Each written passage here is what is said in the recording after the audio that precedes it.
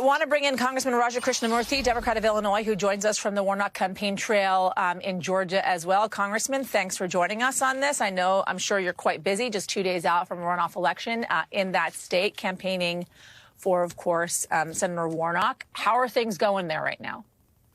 I think it's going great. I think that the voters on the ground have a lot of energy. They're being organized and mobilized and energized to vote for him.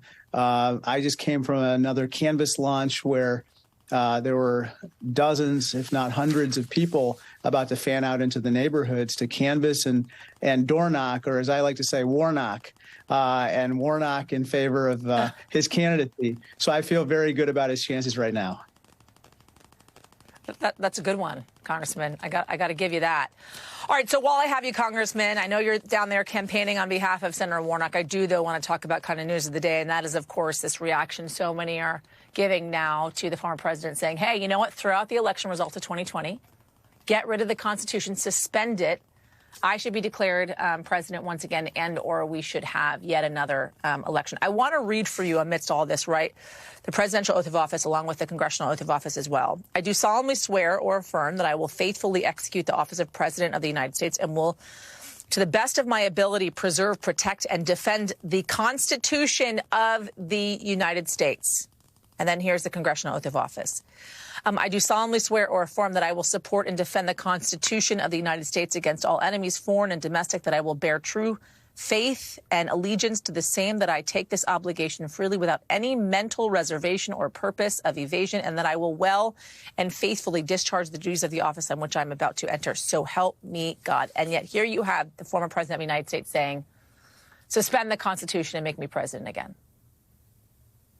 Yeah, I'm about to take that oath for a fourth time in just a couple of weeks here on January 3rd, and we know this oath very well. We take it very seriously as members of Congress. But obviously, with this individual, Donald Trump, you know that if he were given the chance to take that oath again, it would be meaningless in light of what he said and what he's done. And again, I come back to this race, the Warnock-Herschel Walker race. Herschel Walker is Donald Trump's hand-picked candidate for Senate here in Georgia.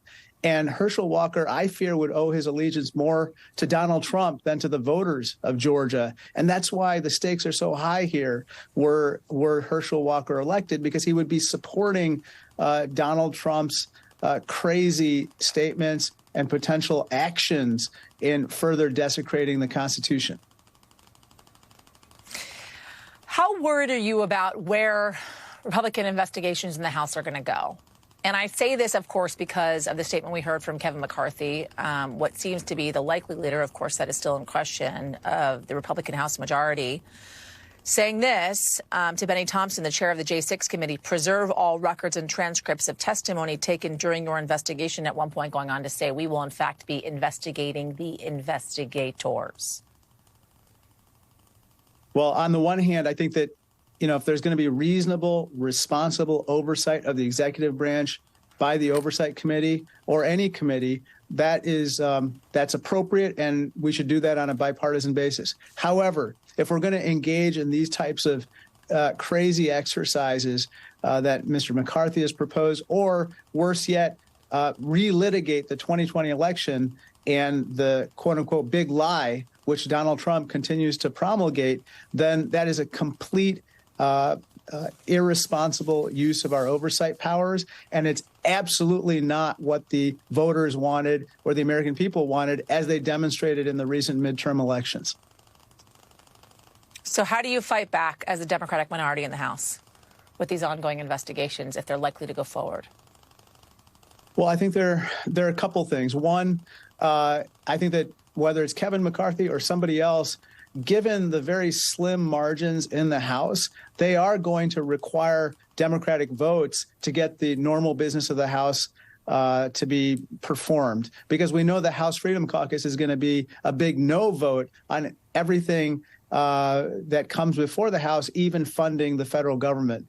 And so we should use that leverage for purposes of directing the business of the House, and that includes with regard to certain investigations. And then secondly, we just have to be absolutely vigilant on the committees with regard to these issues.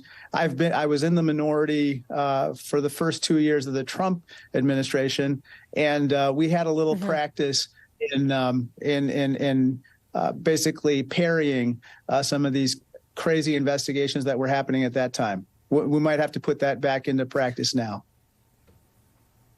One last thing, Congressman, if you will. Committee member Jamie Raskin telling USA Today this about the final report that we're going to be getting from this J6 committee. We're hoping it's going to be before, obviously, the end of the year. They got about 2 weeks left at this point.